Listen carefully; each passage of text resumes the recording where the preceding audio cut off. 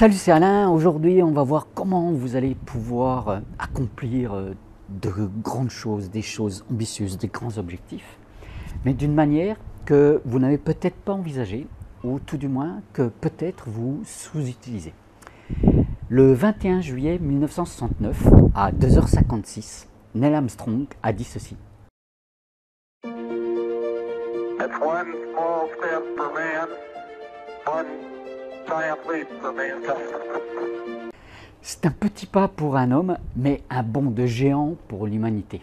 Eh bien, voyons ensemble comment vous pouvez appliquer ce fameux pouvoir du changement progressif au fil du temps, ou de la mise en place de petites mesures qui vont vous amener très très loin jusqu'à aller marcher sur la Lune. Avant de détailler tout cela, si vous êtes nouvelle ou nouveau sur cette chaîne, sachez que j'y partage du contenu pour apporter plus d'idées, plus de pratiques, des bonnes pratiques ou plus de stratégies pour mieux orchestrer votre quotidien, pour mieux orchestrer vos projets, pour mieux orchestrer votre activité professionnelle et ainsi vous permettre de mieux diriger votre business et votre vie. Donc n'oubliez pas que vous pouvez vous abonner en cliquant sur le petit bouton qui se trouve juste là. Au moment où je tourne cette vidéo, nous approchons petit à petit de la fin d'année 2021. Et personnellement, c'est le moment où je commence à utiliser un certain nombre de choses pour préparer l'année qui arrive. Mais l'erreur, selon moi, commise par beaucoup de monde dans ce processus, vient du postulat, à mon sens erroné, qui vient de certaines personnes qui soutiennent que quand on veut accomplir quelque chose de vraiment important, il faut savoir prendre des mesures d'envergure. Et selon ces personnes, vous devez mettre en place des choses grandioses, audacieuses, si vous voulez réaliser de grandes choses, des choses audacieuses. Alors c'est peut-être vrai pour des choses particulières dans la vie, mais selon moi, si vous suivez cette approche, alors vous allez vite passer en mode découragement, la procrastination va arriver très vite, parce que vous allez avoir l'impression que vous n'allez pas pouvoir maintenir toute l'énergie, toute la volonté, toute la constance pour accomplir ce que vous voulez. Et puis, quelque part, il va y avoir de découragement. Vous allez abandonner en quelque sorte avant d'avoir commencé, ou vous allez arrêter peu de temps après avoir pris le départ finalement. Et ce que je vous propose aujourd'hui, c'est de parler d'une approche un peu différente qui va vous aider à accomplir vos rêves, vos ambitions, mais surtout qui va vous empêcher, ou en tout cas qui va réduire le fait réduire le risque de dérailler et puis d'abandonner au bout d'un certain temps. En fait, il y a une citation qui vient, je crois, de Bill Gates, ou peut-être d'Anthony Robbins, je ne suis plus très sûr là. Et voilà ce que cette personne disait là. En fait, on a tous tendance à surestimer ce que nous pouvons faire à court terme, mais nous avons tendance à sous-estimer ce que nous pouvons faire à long terme. En fait, moi, si je traduis cela un peu à ma sauce, c'est de dire j'ai envie de grimper tout là-haut sur le mont Everest, là, la plus grande hauteur possible sur Terre, mais je vais y aller progressivement, petit pas par petit pas. Il y a quelques mois, là, un peu avant l'été, là, j'ai un ami qui a posté quelque chose, un défi sur Facebook, là. Et le défi, c'était de faire des pompes pendant 30 jours sur la chanson de Moby, Bring Sally Up. Alors le premier jour, j'ai fait, allez, on va dire, grand maxi 10 pompes, là, et au bout de 35 secondes, là, impossible de relever mon corps, là, vraiment, j'étais planté au sol et impossible de refaire une pompe de plus. Mais en faisant chaque jour cet exercice, j'ai réussi petit à petit à pousser chaque jour une fois de plus. Là. Et puis au bout de 4 semaines, j'ai été capable de tenir les 3 minutes 25 de toute la chanson. En fait, la leçon à tirer ici est de faire en sorte de se fixer des objectifs en dehors de sa zone de confort, mais d'agir pour y arriver dans sa zone de confort.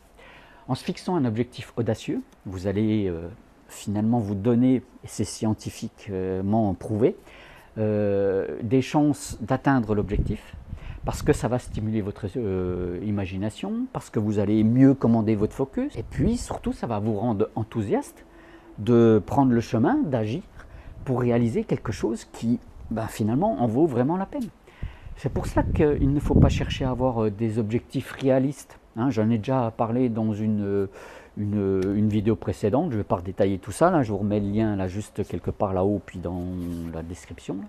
Par contre, ce qu'il faut faire, c'est qu'il faut mener des actions chaque jour, et celles-ci, elles doivent être faciles à faire, elles doivent être réalistes, elles doivent être atteignables.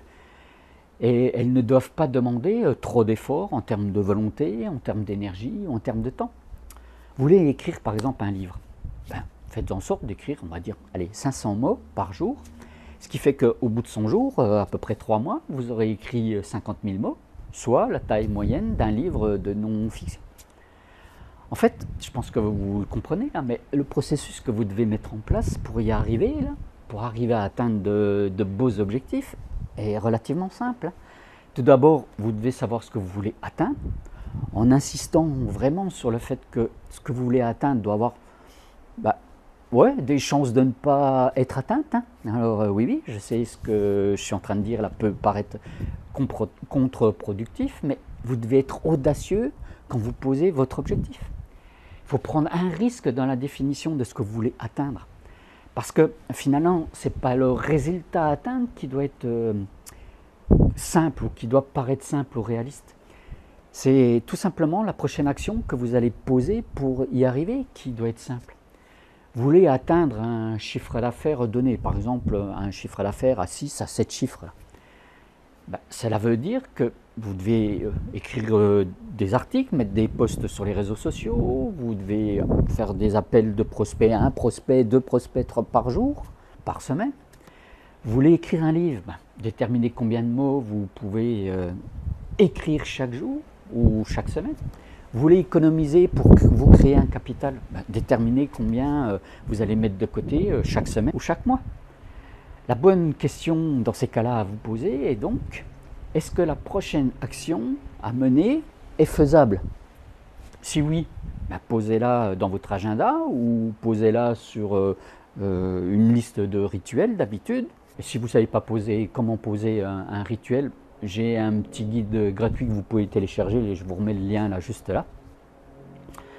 Et puis, si la réponse est non, alors vous allez devoir découper votre action en plus petits morceaux.